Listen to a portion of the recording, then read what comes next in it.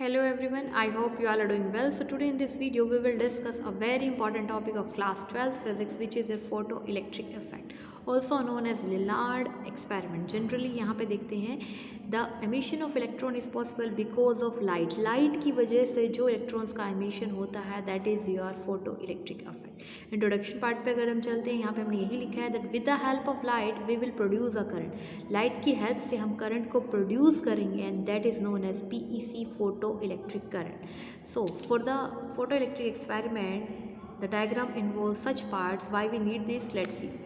You require chamber of quartz window, microammeter, AC source, photosensitive plate and collector. Let's see how these are arranged together. हाँ जी बच्चा, देखिए तो यहाँ पे हमने क्वार्ट्ज विंडो ली है, ठीक है। इसमें हम क्या जनरली डिस्कस करें, दिस इज़ आवर विंडो, ये हमारी कैथोड रे ट्यूब है।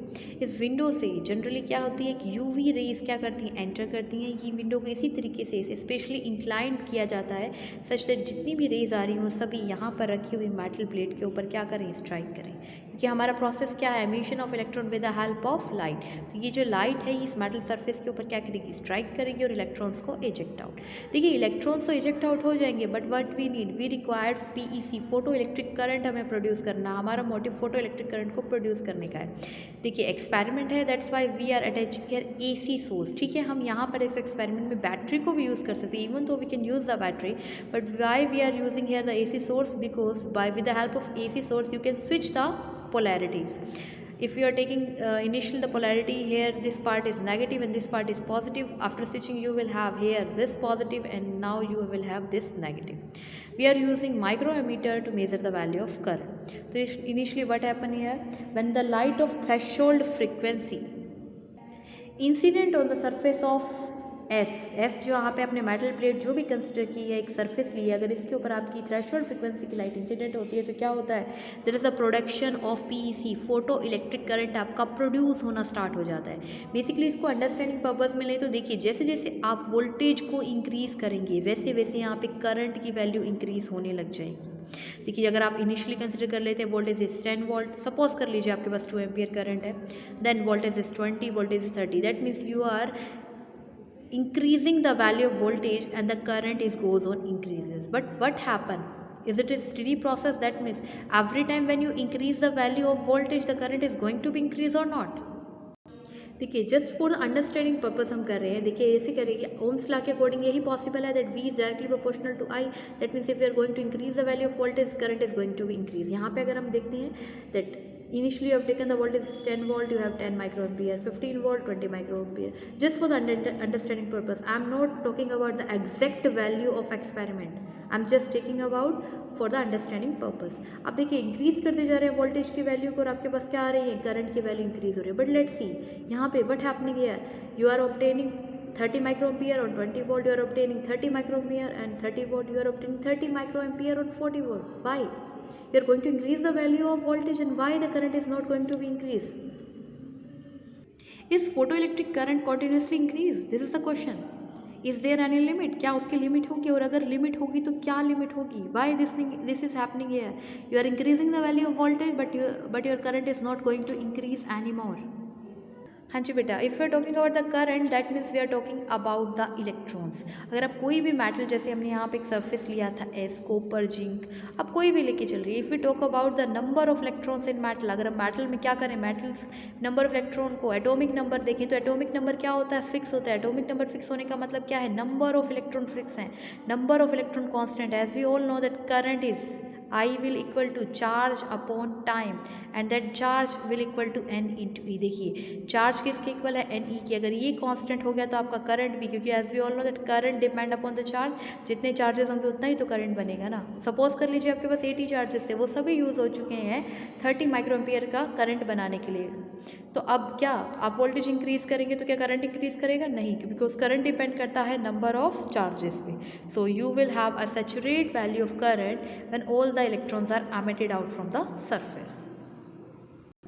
Now we are trying an experiment में केस में हो क्या होगा कि हम अब हमारे पास एक ऑप्शन था, एसी सोर्स हमने क्यों इन्वॉल्व किया था, such that we can invert the polarities. अब आप पोलरिटी को इन्वर्ट कर दीजिए, what will happen when you change the polarity, polarity change करने पर क्या इंपैक्ट होगा। देखिए पोलरिटी चेंज करने पर यहाँ पे अगर आप देखते हैं तो अब आपके पास सिस्टम में क्या है, इसके अंदर एक्सपेरिमेंट में क्या हो गया, जो प्लेट आपकी नेगेटिव पोटेंशियल पे थी वही प्लेट आपकी पॉजिटिव पोटेंशियल पे आ चुकी है, और जो प्लेट आपकी पॉजिटिव पोटेंशियल थी वही प्लेट आपकी नेगेटिव पोटेंशियल पे आ चुकी है। यहाँ पे अगर आप देखेंगे पोलरिटी चेंज से, अभी हम डायग्राम में देखेंगे इलेक्ट्रॉन रिपल करेंगे, कुछ रिपल्सिव फोर्स एक्ट होगा, उसी की वजह से आपका करंट क्या करेगा, डिक्रीमेंट होगा करंट का, जैसे कि लेट्स सी।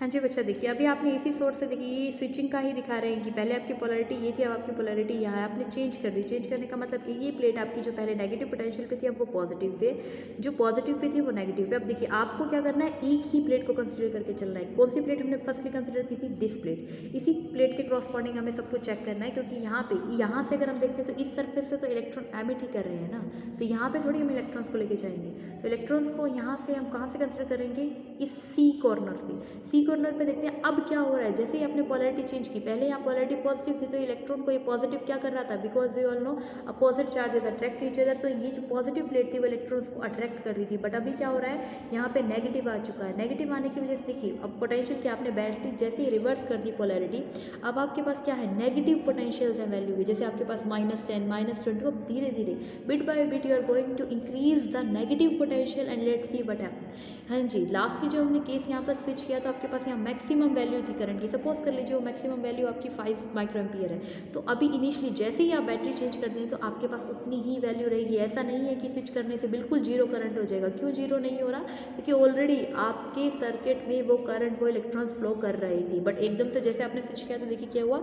जैसे आप यहाँ पे कुछ वोल्टेज की क्या लगा रहे हैं, बाउंड्री लगा रहे हैं। अब देखिए यहाँ बाउंड्री लगाने का मीनिंग क्या है, जैसे ही आपने यहाँ नेगेटिव पोटेंशियल दिया तो अब ये जो इलेक्ट्रॉन है ये नेगेटिव नेगेटिव क्या करेंगे, ripple. But the question is, क्या यहाँ के आपके -10 वोल्टेज पे ये सारे इलेक्ट्रॉन रिपल हो रहे हैं, it depend upon the energy of electron. ये देखिए कि अगर आपके जो इलेक्ट्रॉन यहाँ से मोशन करके आ रहे थे उनके पास इससे ज़्यादा एनर्जी है, ज़्यादा एनर्जी का कंसिडर हम कर रहे हैं कि वो आपके -10 वोल्ट के बैरियर को ओवरकम कर सकते हैं, तो वो इलेक्ट्रॉन्स इस सर्किट में क्या करेंगे, फ्लो और करंट प्रोड्यूस होएगा। करंट अब धीरे धीरे डिक्रीज होने लगेगा बट एग्जैक्टली जीरो किसी पर्टिकुलर वैल्यू ऑफ पोटेंशियल पे होगा। देखिए अब इसके बाद में सपोज कर लीजिए आपने यहाँ पे क्या किया, वोल्टेज को -20 किया, -20 करने पे आपका करंट कितना हो गया, 4 माइक्रो एम्पियर। Let's see. हाँ जी बच्चों, तो कुछ इस तरीके से हम प्रोसेस करने वाले हैं। इनिशियली हम कहते हैं कि जो हम बैटरी की वोल्टेज ले रहे हैं वो -10 वोल्ट है, सपोज कर लीजिए उससे 5 माइक्रो एम्पियर करंट है। 5 माइक्रो एम्पियर करंट क्यों है, जितना मैक्सिमम करंट उसके पास था, आपने जैसे ही पोलैरिटी चेंज की, ऐसे नहीं कि सब एक्ट होने लग गया, पोलैरिटी चेंज करने से धीरे धीरे से इफेक्ट आएगा, क्योंकि जैसे आप -10 वोल्ट भी लगाते हैं तो अब आपने इतनी पॉजिटिव से जैसे नेगेटिव पे लेके चले तो धीरे धीरे जीरो से ही तो -10 वोल्ट तक जाएगा वो, -1 -2 -3। तो अभी ऑलरेडी इलेक्ट्रॉन्स क्या थे, एमिट हो चुके थे, अब वो क्या कर रहे थे, फ्लो कर रहे थे, तो उस टाइम उसके पास क्या है, मैक्सिमम वैल्यू ऑफ करंट है।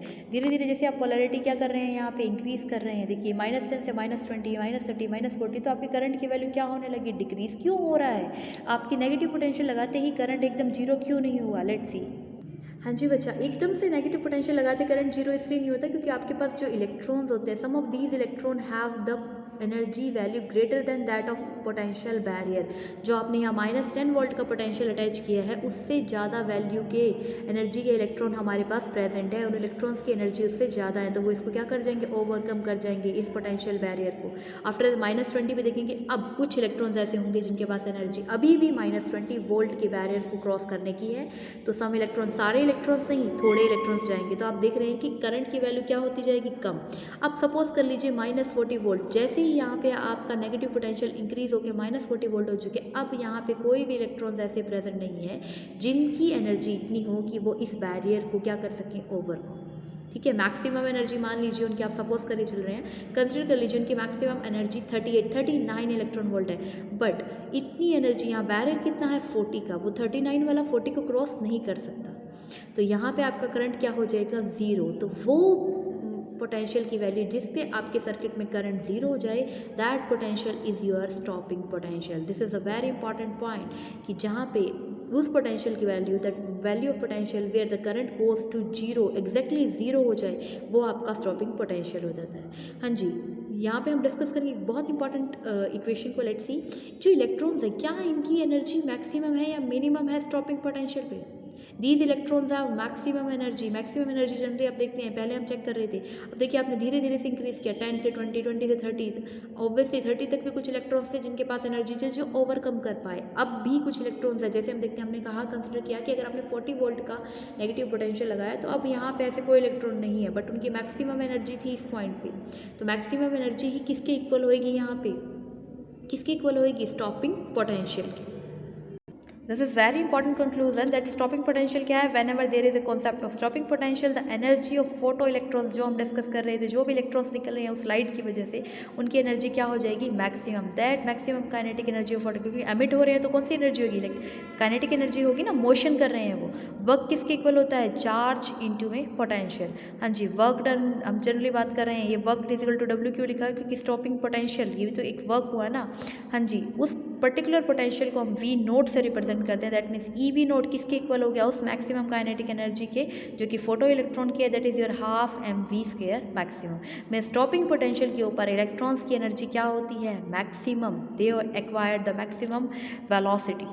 So this is all about the photoelectric effect. In the next video we will discuss the graph relevant to this photoelectric effect. That means we are going to discuss about the graph of current versus stopping potential.